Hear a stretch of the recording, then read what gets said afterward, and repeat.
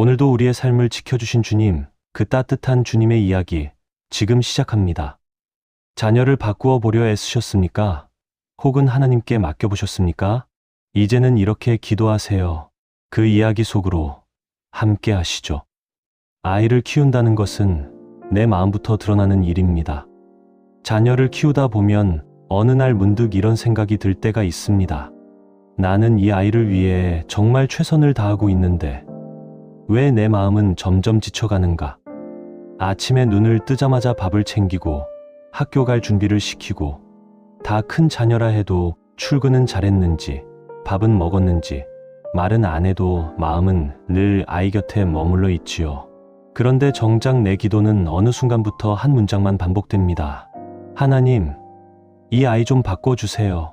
말 안 듣는 아이, 제 뜻대로만 하려는 아이, 공부보다 다른데 마음이 가 있는 아이, 부모의 속도 모르고 상처되는 말을 툭툭 던지는 아이를 보며 우리는 자꾸만 아이의 문제만 들여다보게 됩니다. 하지만 에베소서 6장은 우리를 잠시 멈춰 세웁니다. 그리고 조용하지만 단호하게 말씀합니다. 자녀에게만 말하는 장이 아니라 부모에게도 동시에 말씀하시는 장이라고요. 자녀들아, 하나님 안에서 부모에게 순종하라. 그리고 바로 이어서 말씀하십니다. 아비들아, 너희 자녀를 노엽게 하지 말고 하나님의 교훈과 훈계로 양육하라. 이 한 장 안에는 가정의 숨결이 다 들어 있습니다. 아이만 바로 서면 되는 것이 아니라 부모의 태도도 하나님 앞에 서야 한다는 말씀입니다. 그러니 자녀를 위한 기도는 단지 저 아이를 고쳐주세요에서 멈추면 안 됩니다. 하나님, 내가 먼저 하나님 뜻대로 양육하게 해주세요. 여기까지 가야 비로소 가정의 기도가 열립니다. 많은 어머니들이 밤에 불 끄고 누우면 눈물이 먼저 흐릅니다.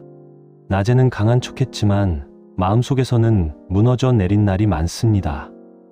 내가 뭘 잘못했나? 내가 너무 몰아붙였나? 내가 너무 놓아버렸나? 그 질문 속에서 에베소서 6장은 정죄가 아니라 방향을 줍니다. 아이를 이기려 하지 말고 하나님 안에서 함께 서라고 말입니다. 그 말씀은 차갑지 않습니다. 오래 자녀를 품어 본 사람만 알아들을 수 있는 깊고 따뜻한 음성으로 우리를 붙들어 줍니다. 순종은 무조건 눌리는 것이 아니라 하나님 안의 질서입니다. 자녀에게 순종을 말할 때 가장 마음 아픈 순간이 있습니다. 요즘 아이들은 왜요? 라고 먼저 묻습니다. 예전처럼 알겠습니다 하고 넘어가지 않습니다. 부모는 그 말 한마디에 서운해집니다. 내가 너를 어떻게 키웠는데 부모 말에 토를 다느냐. 그런데 성경은 그냥 무조건 복종하라 하지 않고 하나님 안에서 순종하라 말씀합니다. 이 말은 매우 깊습니다. 순종은 인간의 감정에 묶이는 것이 아니라 하나님이 세우신 질서를 배우는 일이라는 뜻입니다. 아이가 부모에게 순종하는 것은 부모가 완벽해서가 아닙니다. 하나님께서 가정 안에 질서를 세우셨기 때문입니다. 그래서 자녀의 순종은 단순히 버릇의 문제가 아니라 신앙의 문제이기도 합니다. 그러나 여기서 부모는 더 떨리는 마음을 가져야 합니다. 내 말이 정말 하나님 안에 있는 말인지 돌아봐야 하기 때문입니다. 내 화를 순종으로 포장하고 있지는 않은지, 내 불안을 권위처럼 내세우고 있지는 않은지 살펴야 합니다. 어떤 집에서는 아이가 늦게 들어오면 문이 열리는 소리만 들어도 공기가 얼어붙습니다. 부모는 기다리다 지쳐 이미 화가 머리끝까지 올라 있고 아이는 들어오자마자 변명할 준비부터 하지요. 그 순간 가장 먼저 오가는 것은 사랑이 아니라 날선 감정입니다. 그런데 하나님은 그 집 한가운데 서 계시며 묻습니다. 지금 이 말이 나 안에서 나오는 말이냐?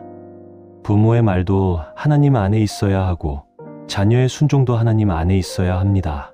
그럴 때 가정은 힘겨루기의 장소가 아니라 예배의 자리로 바뀝니다. 순종은 아이를 작게 만드는 것이 아니라 하나님 앞에서 자기 자리를 배우게 합니다. 그리고 부모는 그 과정을 통해 권위가 아니라 책임을 배웁니다. 가정의 질서는 큰 소리에서 세워지지 않습니다. 하나님을 두려워하는 마음에서 세워집니다. 그래서 자녀에게 순종을 가르치는 일은 결국 하나님을 가르치는 일과 연결됩니다. 아이의 태도만 바로잡는 것이 아니라 아이가 하나님 앞에 서는 법을 배우게 하는 것이지요. 부모를 공경하라는 말씀에는 보이지 않는 축복의 원리가 흡니다. 네, 부모를 공경하라. 이 말씀은 너무 많이 들어서 익숙하지만 실은 눈물겹도록 현실적인 말씀입니다. 공경은 겉으로 예의만 차리는 것이 아닙니다. 마음을 두는 것입니다. 부모의 수고를 가볍게 여기지 않는 것입니다. 나를 위해 늙어간 시간을 기억하는 것입니다. 젊은 시절에는 부모의 마음을 잘 모릅니다. 하지만 자녀를 키워본 뒤에는 비로소 알게 됩니다. 왜 그토록 반복해서 말했는지, 왜 사소한 것에도 걱정했는지, 왜 때로는 서툴고 과하게 반응했는지 말입니다. 부모 공경은 그래서 단지 도덕 교육이 아닙니다.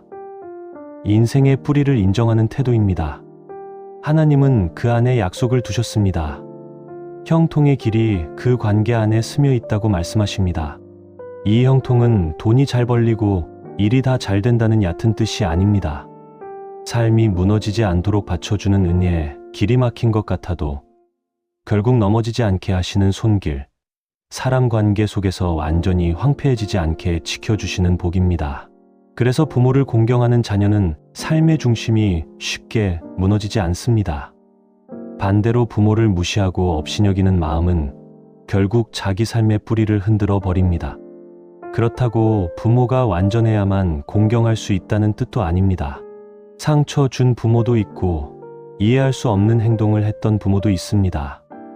그럼에도 불구하고 하나님은 그 상처를 부정하라는 것이 아니라 미움이 내 영혼의 집주인이 되지 않게 하라고 하십니다.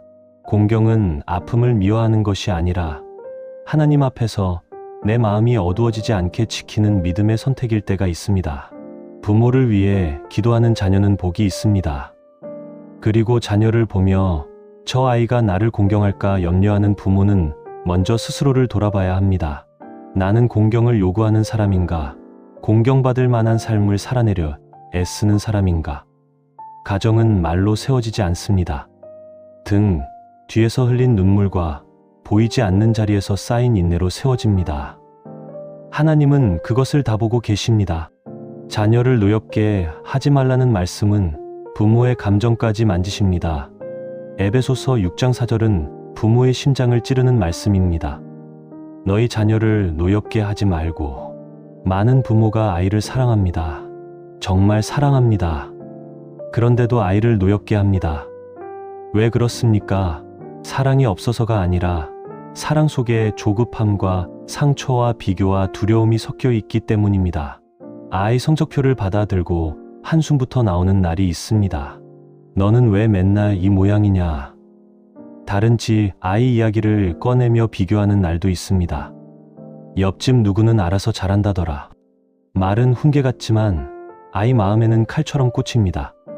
겉으로는 반항해도 속으로는 오래 웁니다.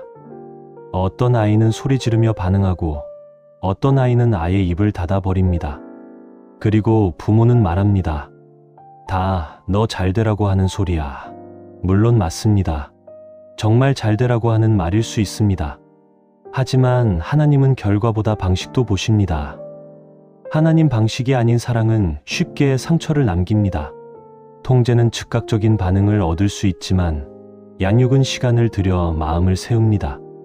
부모는 아이를 움직일 수는 있어도 바꿀 수는 없습니다. 바꾸시는 분은 하나님이십니다.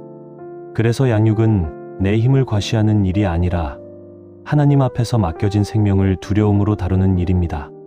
말 한마디를 하기 전에 기도해야 하고 꾸짖기 전에 내 마음을 점검해야 합니다. 지금 내가 하는 말이 아이를 살리는 말인지 그냥 내 속을 푸는 말인지 살펴야 합니다.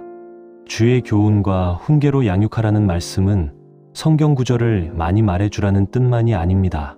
부모의 말투와 표정과 기다림 속에서도 하나님이 느껴져야 한다는 뜻입니다. 아이가 실수했을 때 또 너냐가 아니라 함께 다시 해보자라고 말할 수 있는 힘.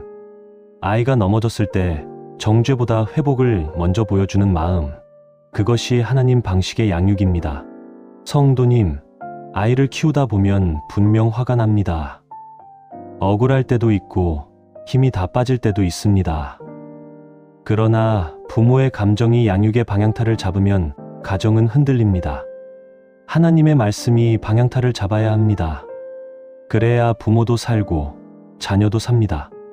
가정에서의 섬김도 결국 하나님께 하는 것입니다. 에베소서 6장 5절부터 9절은 종과 상전의 관계를 말하지만 그 중심에는 아주 중요한 영적 원리가 있습니다. 사람에게 하듯 하지 말고 하나님께 하듯 하라는 것입니다. 눈가림으로 하지 말고 마음으로 하나님의 뜻을 행하라는 것입니다. 이 말씀은 가정 안에도 그대로 들어옵니다. 부모가 집안일을 하는 손길, 자녀를 위해 묵묵히 차려내는 밥상, 아무도 알아주지 않는 정리와 수고, 그런 것들이 그냥 생활이 아니라 하나님 앞에 섬김이 될 수 있다는 것입니다. 많은 어머니들이 이런 외로움을 압니다. 아무도 몰라줍니다. 밥은 차리면 당연한 것이 되고 집은 깨끗하면 표시가 안 나고 아프지 않게 챙겨준 시간은 지나고 나면 흔적도 없습니다. 그래서 어느 날은 허무하지요. 내가 뭐 하자고 이렇게 사나. 그런데 하나님은 말씀하십니다. 사람에게 보이려고 하지 말고 나를 향해 하여라. 이 말은 우리를 더 참으라는 억지 명령이 아니라 지친 수고의 의미를 회복시켜주는 복음입니다. 아무도 몰라줘도 하나님은 아십니다. 내가 아이 도시락을 싸면서 기도한 새벽도 아시고, 아이 방문 앞에서 문 닫힌 소리 듣고 돌아서며 삼킨 눈물도 아시고, 거칠어진 자녀의 말에 마음 무너졌지만 끝내 축복으로 입술을 지킨 밤도 아십니다. 하나님은 반드시 갚으십니다. 이 말씀은 세상 계산법이 아닙니다. 하나님 나라의 원리입니다. 신분을 초월해 자리에 놓고 낮음을 넘어 하나님 앞에서 행한 선은 결코 사라지지 않습니다. 그러므로 부모의 양육도 사람을 향한 노동이 아니라 하나님께 드리는 예배가 될 수 있습니다. 그리고 자녀 역시 부모를 대할 때 사람 눈치가 아니라 하나님 경외함으로 배워야 합니다.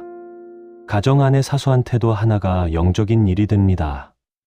문을 쾅 닫는 일, 대답을 건성으로 하는 일, 밥상 앞에서 감사 없이 지나가는 일, 부모의 피곤을 외면하는 일, 이런 것이 다 하나님 앞의 태도와 연결됩니다.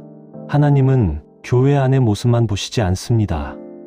집 안의 발걸음, 소리와 말투도 들으십니다. 그러니 가정이야말로 신앙의 본 모습이 드러나는 가장 정직한 자리입니다. 진짜 싸움은 아이와의 싸움이 아니라 보이지 않는 영적 전쟁입니다. 이제 에베소서 6장은 전신갑주의 말씀으로 넘어갑니다. 많은 분들이 이 부분을 영적 전쟁 이야기로만 따로 떼어 생각하지만 사실 가정 이야기 뒤에 이어진다는 것이 참 중요합니다. 왜냐하면 자녀 양육 자체가 영적 전쟁이기 때문입니다. 성도님, 우리가 자녀를 보며 자꾸 사람만 보면 지칩니다. 아이 성격만 보고, 아이 기질만 보고, 아이 현재 행동만 보면 낙심합니다. 하지만 하나님은 말씀하십니다. 우리의 씨름은 혈과 육을 상대하는 것이 아니다.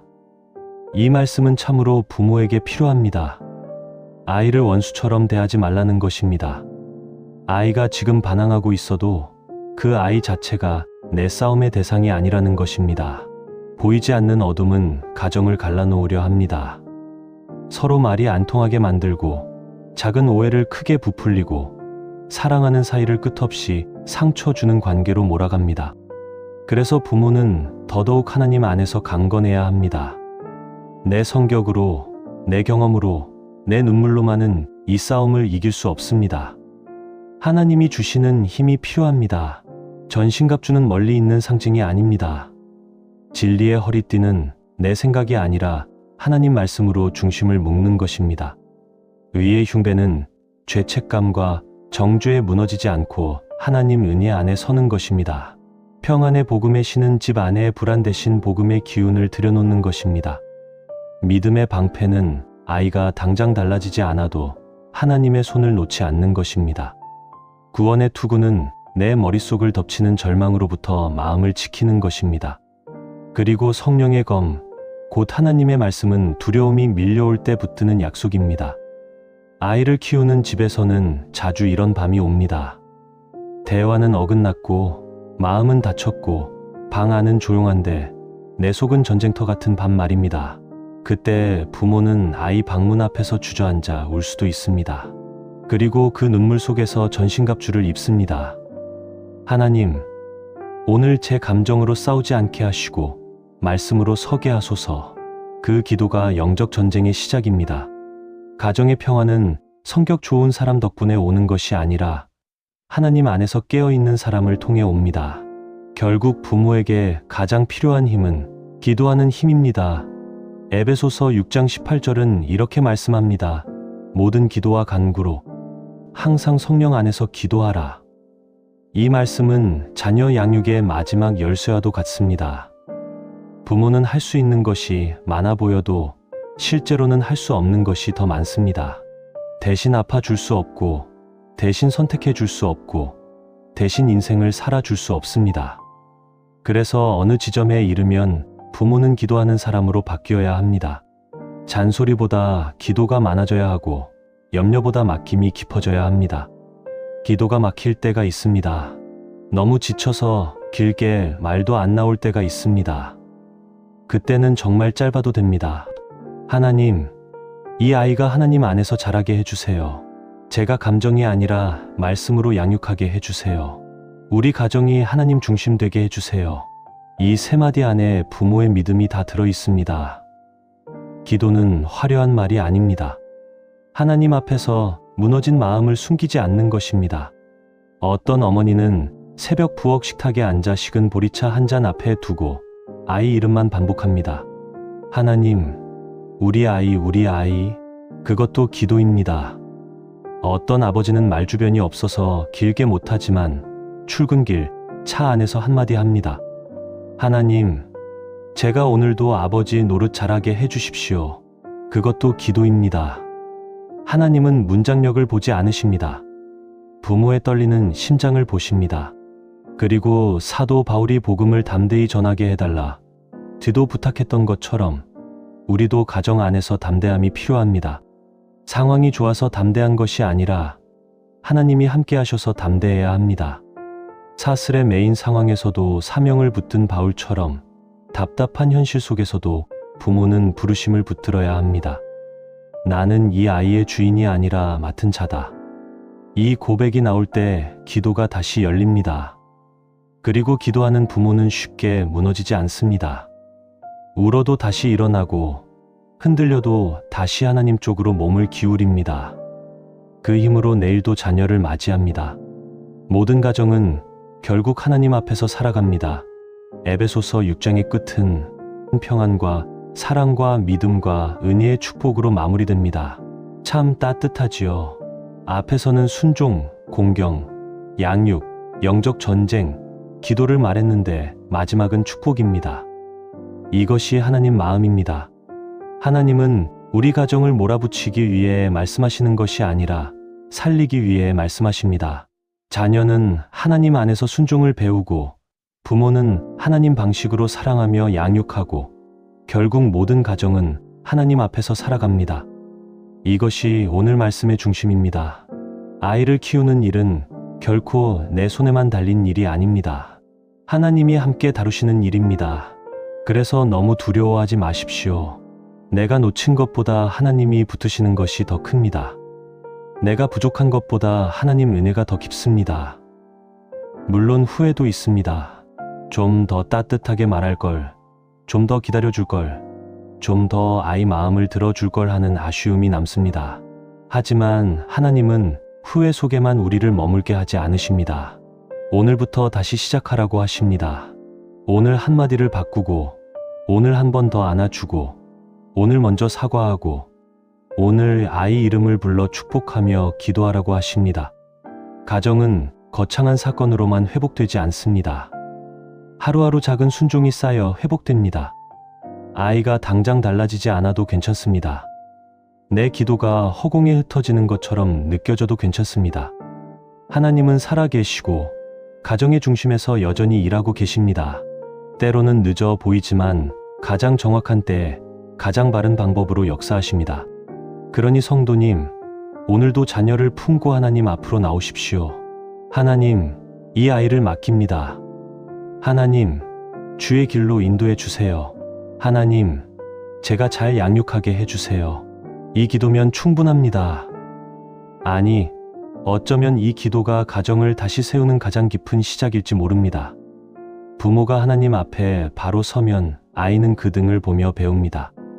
부모가 하나님께 무릎 꿇으면 아이는 언젠가 그 무릎의 의미를 알게 됩니다. 부모가 말씀으로 견디면 아이는 세상이 흔들어도 쉽게 무너지지 않는 뿌리를 얻게 됩니다. 오늘 에베소서 6장은 우리에게 말합니다. 아이를 포기하지 말라고, 부모 자신도 포기하지 말라고, 가정을 향한 하나님의 뜻을 끝까지 붙들라고 말입니다. 그리고 그 길 끝에서 하나님은 여전히 평안을 준비하고 계십니다. 사랑하는 성도님, 자녀를 위한 눈물은 헛되지 않습니다. 하나님은 그 눈물을 기도의 언어로 들으십니다. 그러니 오늘도 조용히, 그러나 분명하게 고백하십시오. 우리 가정은 하나님 앞에서 살아갑니다. 이 고백이 있는 집은 쉽게 무너지지 않습니다. 하나님께서 붙으시기 때문입니다. 자녀는 하나님 안에서 순종을 배우고 부모는 감정이 아니라 말씀으로 양육해야 합니다. 가정의 진짜 싸움은 사람이 아니라 영적인 것이기에 부모에게 가장 필요한 힘은 기도입니다. 오늘도 하나님 앞에 자녀를 맡기며 우리 가정이 하나님 중심으로 서게 해달라고 구하면 됩니다. 오늘도 우리의 삶을 지켜주신 주님, 그 따뜻한 주님의 이야기 지금 시작합니다. 자녀를 바꾸어 보려 애쓰셨습니까? 혹은 하나님께 맡겨보셨습니까? 이제는 이렇게 기도하세요. 그 이야기 속으로 함께 하시죠. 아이를 키운다는 것은 내 마음부터 드러나는 일입니다. 자녀를 키우다 보면 어느 날 문득 이런 생각이 들 때가 있습니다. 나는 이 아이를 위해 정말 최선을 다하고 있는데 왜 내 마음은 점점 지쳐가는가? 아침에 눈을 뜨자마자 밥을 챙기고 학교 갈 준비를 시키고 다 큰 자녀라 해도 출근은 잘했는지 밥은 먹었는지 말은 안 해도 마음은 늘 아이 곁에 머물러 있지요. 그런데 정작 내 기도는 어느 순간부터 한 문장만 반복됩니다. 하나님, 이 아이 좀 바꿔주세요. 말 안 듣는 아이, 제 뜻대로만 하려는 아이, 공부보다 다른데 마음이 가 있는 아이, 부모의 속도 모르고 상처되는 말을 툭툭 던지는 아이를 보며 우리는 자꾸만 아이의 문제만 들여다보게 됩니다. 하지만 에베소서 6장은 우리를 잠시 멈춰 세웁니다. 그리고 조용하지만 단호하게 말씀합니다. 자녀에게만 말하는 장이 아니라 부모에게도 동시에 말씀하시는 장이라고요. 자녀들아, 하나님 안에서 부모에게 순종하라. 그리고 바로 이어서 말씀하십니다. 아비들아, 너희 자녀를 노엽게 하지 말고 하나님의 교훈과 훈계로 양육하라. 이 한 장 안에는 가정의 숨결이 다 들어 있습니다. 아이만 바로 서면 되는 것이 아니라 부모의 태도도 하나님 앞에 서야 한다는 말씀입니다. 그러니 자녀를 위한 기도는 단지 저 아이를 고쳐주세요에서 멈추면 안 됩니다. 하나님, 내가 먼저 하나님 뜻대로 양육하게 해주세요. 여기까지 가야 비로소 가정의 기도가 열립니다. 많은 어머니들이 밤에 불 끄고 누우면 눈물이 먼저 흐릅니다. 낮에는 강한 척했지만 마음속에서는 무너져 내린 날이 많습니다. 내가 뭘 잘못했나? 내가 너무 몰아붙였나? 내가 너무 놓아버렸나? 그 질문 속에서 에베소서 6장은 정죄가 아니라 방향을 줍니다. 아이를 이기려 하지 말고 하나님 안에서 함께 서라고 말입니다. 그 말씀은 차갑지 않습니다. 오래 자녀를 품어 본 사람만 알아들을 수 있는 깊고 따뜻한 음성으로 우리를 붙들어 줍니다. 순종은 무조건 눌리는 것이 아니라 하나님 안의 질서입니다. 자녀에게 순종을 말할 때 가장 마음 아픈 순간이 있습니다. 요즘 아이들은 왜요? 라고 먼저 묻습니다. 예전처럼 알겠습니다 하고 넘어가지 않습니다. 부모는 그 말 한마디에 서운해집니다. 내가 너를 어떻게 키웠는데 부모 말에 토를 다느냐. 그런데 성경은 그냥 무조건 복종하라 하지 않고 하나님 안에서 순종하라 말씀합니다. 이 말은 매우 깊습니다. 순종은 인간의 감정에 묶이는 것이 아니라 하나님이 세우신 질서를 배우는 일이라는 뜻입니다. 아이가 부모에게 순종하는 것은 부모가 완벽해서가 아닙니다. 하나님께서 가정 안에 질서를 세우셨기 때문입니다. 그래서 자녀의 순종은 단순히 버릇의 문제가 아니라 신앙의 문제이기도 합니다. 그러나 여기서 부모는 더 떨리는 마음을 가져야 합니다. 내 말이 정말 하나님 안에 있는 말인지 돌아봐야 하기 때문입니다. 내 화를 순종으로 포장하고 있지는 않은지, 내 불안을 권위처럼 내세우고 있지는 않은지 살펴야 합니다.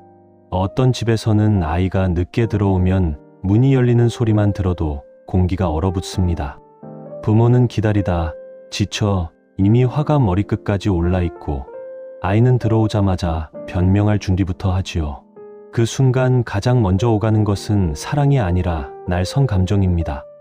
그런데 하나님은 그 집 한가운데 서 계시며 묻습니다. 지금 이 말이 나 안에서 나오는 말이냐? 부모의 말도 하나님 안에 있어야 하고 자녀의 순종도 하나님 안에 있어야 합니다. 그럴 때 가정은 힘겨루기의 장소가 아니라 예배의 자리로 바뀝니다.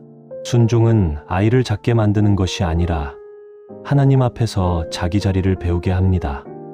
그리고 부모는 그 과정을 통해 권위가 아니라 책임을 배웁니다. 가정의 질서는 큰 소리에서 세워지지 않습니다. 하나님을 두려워하는 마음에서 세워집니다. 그래서 자녀에게 순종을 가르치는 일은 결국 하나님을 가르치는 일과 연결됩니다. 아이의 태도만 바로잡는 것이 아니라 아이가 하나님 앞에 서는 법을 배우게 하는 것이지요. 부모를 공경하라는 말씀에는 보이지 않는 축복의 원리가 흡니다. 네, 부모를 공경하라. 이 말씀은 너무 많이 들어서 익숙하지만 실은 눈물겹도록 현실적인 말씀입니다. 공경은 겉으로 예의만 차리는 것이 아닙니다. 마음을 두는 것입니다. 부모의 수고를 가볍게 여기지 않는 것입니다. 나를 위해 늙어간 시간을 기억하는 것입니다.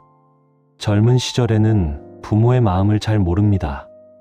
하지만 자녀를 키워본 뒤에는 비로소 알게 됩니다. 왜 그토록 반복해서 말했는지, 왜 사소한 것에도 걱정했는지, 왜 때로는 서툴고 과하게 반응했는지 말입니다. 부모 공경은 그래서 단지 도덕 교육이 아닙니다. 인생의 뿌리를 인정하는 태도입니다. 하나님은 그 안에 약속을 두셨습니다. 형통의 길이 그 관계 안에 스며 있다고 말씀하십니다. 이 형통은 돈이 잘 벌리고 일이 다 잘 된다는 얕은 뜻이 아닙니다. 삶이 무너지지 않도록 받쳐주는 은혜에 길이 막힌 것 같아도 결국 넘어지지 않게 하시는 손길, 사람 관계 속에서 완전히 황폐해지지 않게 지켜주시는 복입니다. 그래서 부모를 공경하는 자녀는 삶의 중심이 쉽게 무너지지 않습니다. 반대로 부모를 무시하고 업신여기는 마음은 결국 자기 삶의 뿌리를 흔들어 버립니다. 그렇다고 부모가 완전해야만 공경할 수 있다는 뜻도 아닙니다. 상처 준 부모도 있고 이해할 수 없는 행동을 했던 부모도 있습니다. 그럼에도 불구하고 하나님은 그 상처를 부정하라는 것이 아니라 미움이 내 영혼의 집주인이 되지 않게 하라고 하십니다. 공경은 아픔을 미워하는 것이 아니라 하나님 앞에서 내 마음이 어두워지지 않게 지키는 믿음의 선택일 때가 있습니다. 부모를 위해 기도하는 자녀는 복이 있습니다. 그리고 자녀를 보며 저 아이가 나를 공경할까 염려하는 부모는 먼저 스스로를 돌아봐야 합니다. 나는 공경을 요구하는 사람인가? 공경받을 만한 삶을 살아내려 애쓰는 사람인가? 가정은 말로 세워지지 않습니다. 등 뒤에서 흘린 눈물과 보이지 않는 자리에서 쌓인 인내로 세워집니다. 하나님은 그것을 다 보고 계십니다. 자녀를 노엽게 하지 말라는 말씀은 부모의 감정까지 만지십니다. 에베소서 6장 4절은 부모의 심장을 찌르는 말씀입니다. 너희 자녀를 노엽게 하지 말고. 많은 부모가 아이를 사랑합니다. 정말 사랑합니다. 그런데도 아이를 노엽게 합니다. 왜 그렇습니까? 사랑이 없어서가 아니라 사랑 속에 조급함과 상처와 비교와 두려움이 섞여 있기 때문입니다. 아이 성적표를 받아들고 한숨부터 나오는 날이 있습니다. 너는 왜 맨날 이 모양이냐? 다른 집 아이 이야기를 꺼내며 비교하는 날도 있습니다. 옆집 누구는 알아서 잘한다더라. 말은 훈계 같지만 아이 마음에는 칼처럼 꽂힙니다. 겉으로는 반항해도 속으로는 오래 웁니다. 어떤 아이는 소리 지르며 반응하고 어떤 아이는 아예 입을 닫아버립니다.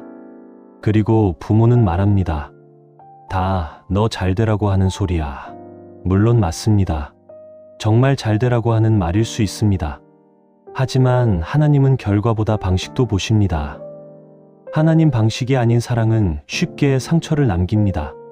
통제는 즉각적인 반응을 얻을 수 있지만 양육은 시간을 들여 마음을 세웁니다. 부모는 아이를 움직일 수는 있어도 바꿀 수는 없습니다. 바꾸시는 분은 하나님이십니다. 그래서 양육은 내 힘을 과시하는 일이 아니라 하나님 앞에서 맡겨진 생명을 두려움으로 다루는 일입니다. 말 한마디를 하기 전에 기도해야 하고 꾸짖기 전에 내 마음을 점검해야 합니다. 지금 내가 하는 말이 아이를 살리는 말인지 그냥 내 속을 푸는 말인지 살펴야 합니다. 주의 교훈과 훈계로 양육하라는 말씀은 성경 구절을 많이 말해주라는 뜻만이 아닙니다. 부모의 말투와 표정과 기다림 속에서도 하나님이 느껴져야 한다는 뜻입니다. 아이가 실수했을 때 또 너냐가 아니라 함께 다시 해보자라고 말할 수 있는 힘. 아이가 넘어졌을 때 정죄보다 회복을 먼저 보여주는 마음. 그것이 하나님 방식의 양육입니다. 성도님, 아이를 키우다 보면 분명 화가 납니다. 억울할 때도 있고 힘이 다 빠질 때도 있습니다. 그러나 부모의 감정이 양육의 방향타를 잡으면 가정은 흔들립니다. 하나님의 말씀이 방향타를 잡아야 합니다. 그래야 부모도 살고 자녀도 삽니다. 가정에서의 섬김도 결국 하나님께 하는 것입니다. 에베소서 6장 5절부터 9절은 종과 상전의 관계를 말하지만 그 중심에는 아주 중요한 영적 원리가 있습니다. 사람에게 하듯 하지 말고 하나님께 하듯 하라는 것입니다. 눈가림으로 하지 말고 마음으로 하나님의 뜻을 행하라는 것입니다. 이 말씀은 가정 안에도 그대로 들어옵니다. 부모가 집안일을 하는 손길, 자녀를 위해 묵묵히 차려내는 밥상, 아무도 알아주지 않는 정리와 수고, 그런 것들이 그냥 생활이 아니라 하나님 앞에 섬김이 될 수 있다는 것입니다. 많은 어머니들이 이런 외로움을 압니다. 아무도 몰라줍니다. 밥은 차리면 당연한 것이 되고 집은 깨끗하면 표시가 안 나고 아프지 않게 챙겨준 시간은 지나고 나면 흔적도 없습니다. 그래서 어느 날은 허무하지요. 내가 뭐 하자고 이렇게 사나. 그런데 하나님은 말씀하십니다. 사람에게 보이려고 하지 말고 나를 향해 하여라. 이 말은 우리를 더 참으라는 억지 명령이 아니라 지친 수고의 의미를 회복시켜주는 복음입니다. 아무도 몰라줘도 하나님은 아십니다. 내가 아이 도시락을 싸면서 기도한 새벽도 아시고 아이 방문 앞에서 문 닫힌 소리 듣고 돌아서며 삼킨 눈물도 아시고 거칠어진 자녀의 말에 마음 무너졌지만 끝내 축복으로 입술을 지킨 밤도 아십니다. 하나님은 반드시 갚으십니다. 이 말씀은 세상 계산법이 아닙니다. 하나님 나라의 원리입니다. 신분을 초월해 자리에 놓고 낮음을 넘어 하나님 앞에서 행한 선은 결코 사라지지 않습니다. 그러므로 부모의 양육도 사람을 향한 노동이 아니라 하나님께 드리는 예배가 될 수 있습니다. 그리고 자녀 역시 부모를 대할 때 사람 눈치가 아니라 하나님 경외함으로 배워야 합니다. 가정 안의 사소한 태도 하나가 영적인 일이 됩니다. 문을 쾅 닫는 일, 대답을 건성으로 하는 일, 밥상 앞에서 감사 없이 지나가는 일, 부모의 피곤을 외면하는 일, 이런 것이 다 하나님 앞의 태도와 연결됩니다. 하나님은 교회 안의 모습만 보시지 않습니다. 집 안의 발걸음, 소리와 말투도 들으십니다. 그러니 가정이야말로 신앙의 본 모습이 드러나는 가장 정직한 자리입니다. 진짜 싸움은 아이와의 싸움이 아니라 보이지 않는 영적 전쟁입니다. 이제 에베소서 6장은 전신갑주의 말씀으로 넘어갑니다. 많은 분들이 이 부분을 영적 전쟁 이야기로만 따로 떼어 생각하지만 사실 가정 이야기 뒤에 이어진다는 것이 참 중요합니다. 왜냐하면 자녀 양육 자체가 영적 전쟁이기 때문입니다. 성도님, 우리가 자녀를 보며 자꾸 사람만 보면 지칩니다. 아이 성격만 보고, 아이 기질만 보고, 아이 현재 행동만 보면 낙심합니다. 하지만 하나님은 말씀하십니다. 우리의 씨름은 혈과 육을 상대하는 것이 아니다. 이 말씀은 참으로 부모에게 필요합니다. 아이를 원수처럼 대하지 말라는 것입니다. 아이가 지금 반항하고 있어도 그 아이 자체가 내 싸움의 대상이 아니라는 것입니다. 보이지 않는 어둠은 가정을 갈라놓으려 합니다. 서로 말이 안 통하게 만들고 작은 오해를 크게 부풀리고 사랑하는 사이를 끝없이 상처 주는 관계로 몰아갑니다. 그래서 부모는 더더욱 하나님 안에서 강건해야 합니다. 내 성격으로, 내 경험으로, 내 눈물로만은 이 싸움을 이길 수 없습니다. 하나님이 주시는 힘이 필요합니다. 전신갑주는 멀리 있는 상징이 아닙니다. 진리의 허리띠는 내 생각이 아니라 하나님 말씀으로 중심을 묶는 것입니다. 의의 흉배는 죄책감과 정죄에 무너지지 않고 하나님 은혜 안에 서는 것입니다. 평안의 복음의 신은 집 안에 불안 대신 복음의 기운을 들여놓는 것입니다. 믿음의 방패는 아이가 당장 달라지지 않아도 하나님의 손을 놓지 않는 것입니다. 구원의 투구는 내 머릿속을 덮치는 절망으로부터 마음을 지키는 것입니다. 그리고 성령의 검, 곧 하나님의 말씀은 두려움이 밀려올 때 붙드는 약속입니다. 아이를 키우는 집에서는 자주 이런 밤이 옵니다. 대화는 어긋났고 마음은 다쳤고 방 안은 조용한데 내 속은 전쟁터 같은 밤 말입니다. 그때 부모는 아이 방문 앞에서 주저앉아 울 수도 있습니다. 그리고 그 눈물 속에서 전신갑주를 입습니다. 하나님, 오늘 제 감정으로 싸우지 않게 하시고 말씀으로 서게 하소서. 그 기도가 영적 전쟁의 시작입니다. 가정의 평화는 성격 좋은 사람 덕분에 오는 것이 아니라 하나님 안에서 깨어있는 사람을 통해 옵니다. 결국 부모에게 가장 필요한 힘은 기도하는 힘입니다. 에베소서 6장 18절은 이렇게 말씀합니다. 모든 기도와 간구로 항상 성령 안에서 기도하라. 이 말씀은 자녀 양육의 마지막 열쇠와도 같습니다. 부모는 할 수 있는 것이 많아 보여도 실제로는 할 수 없는 것이 더 많습니다. 대신 아파줄 수 없고, 대신 선택해 줄 수 없고, 대신 인생을 살아줄 수 없습니다. 그래서 어느 지점에 이르면 부모는 기도하는 사람으로 바뀌어야 합니다. 잔소리보다 기도가 많아져야 하고, 염려보다 맡김이 깊어져야 합니다. 기도가 막힐 때가 있습니다. 너무 지쳐서 길게 말도 안 나올 때가 있습니다. 그때는 정말 짧아도 됩니다. 하나님, 이 아이가 하나님 안에서 자라게 해주세요. 제가 감정이 아니라 말씀으로 양육하게 해주세요. 우리 가정이 하나님 중심 되게 해주세요. 이 세 마디 안에 부모의 믿음이 다 들어 있습니다. 기도는 화려한 말이 아닙니다. 하나님 앞에서 무너진 마음을 숨기지 않는 것입니다. 어떤 어머니는 새벽 부엌 식탁에 앉아 식은 보리차 한 잔 앞에 두고 아이 이름만 반복합니다. 하나님, 우리 아이, 우리 아이. 그것도 기도입니다. 어떤 아버지는 말주변이 없어서 길게 못하지만 출근길 차 안에서 한마디 합니다. 하나님, 제가 오늘도 아버지 노릇 잘하게 해주십시오. 그것도 기도입니다. 하나님은 문장력을 보지 않으십니다. 부모의 떨리는 심장을 보십니다. 그리고 사도 바울이 복음을 담대히 전하게 해달라 디도 부탁했던 것처럼 우리도 가정 안에서 담대함이 필요합니다. 상황이 좋아서 담대한 것이 아니라 하나님이 함께 하셔서 담대해야 합니다. 사슬의 메인 상황에서도 사명을 붙든 바울처럼 답답한 현실 속에서도 부모는 부르심을 붙들어야 합니다. 나는 이 아이의 주인이 아니라 맡은 자다. 이 고백이 나올 때 기도가 다시 열립니다. 그리고 기도하는 부모는 쉽게 무너지지 않습니다. 울어도 다시 일어나고 흔들려도 다시 하나님 쪽으로 몸을 기울입니다. 그 힘으로 내일도 자녀를 맞이합니다.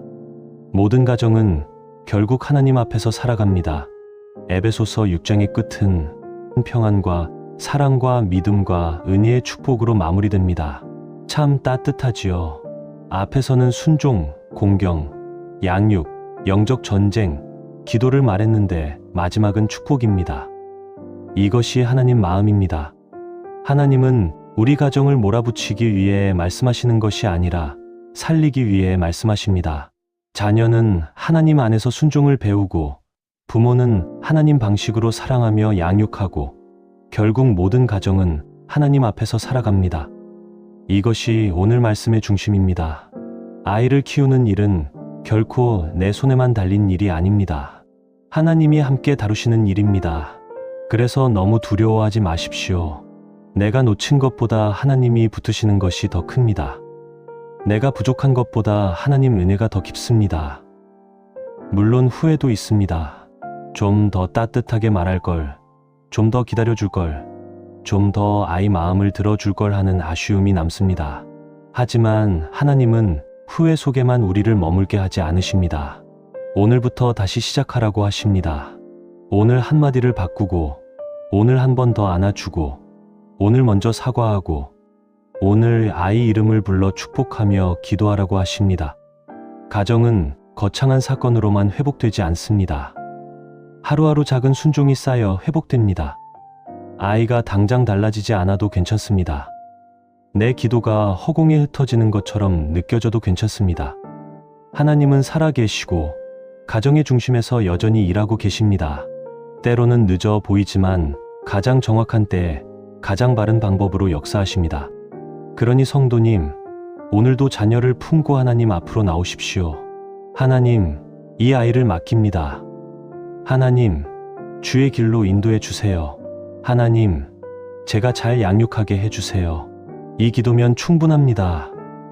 아니, 어쩌면 이 기도가 가정을 다시 세우는 가장 깊은 시작일지 모릅니다. 부모가 하나님 앞에 바로 서면 아이는 그 등을 보며 배웁니다. 부모가 하나님께 무릎 꿇으면 아이는 언젠가 그 무릎의 의미를 알게 됩니다. 부모가 말씀으로 견디면 아이는 세상이 흔들어도 쉽게 무너지지 않는 뿌리를 얻게 됩니다. 오늘 에베소서 6장은 우리에게 말합니다. 아이를 포기하지 말라고, 부모 자신도 포기하지 말라고, 가정을 향한 하나님의 뜻을 끝까지 붙들라고 말입니다. 그리고 그 길 끝에서 하나님은 여전히 평안을 준비하고 계십니다. 사랑하는 성도님, 자녀를 위한 눈물은 헛되지 않습니다. 하나님은 그 눈물을 기도의 언어로 들으십니다. 그러니 오늘도 조용히, 그러나 분명하게 고백하십시오. 우리 가정은 하나님 앞에서 살아갑니다. 이 고백이 있는 집은 쉽게 무너지지 않습니다. 하나님께서 붙으시기 때문입니다. 자녀는 하나님 안에서 순종을 배우고 부모는 감정이 아니라 말씀으로 양육해야 합니다. 가정의 진짜 싸움은 사람이 아니라 영적인 것이기에 부모에게 가장 필요한 힘은 기도입니다. 오늘도 하나님 앞에 자녀를 맡기며 우리 가정이 하나님 중심으로 서게 해달라고 구하면 됩니다.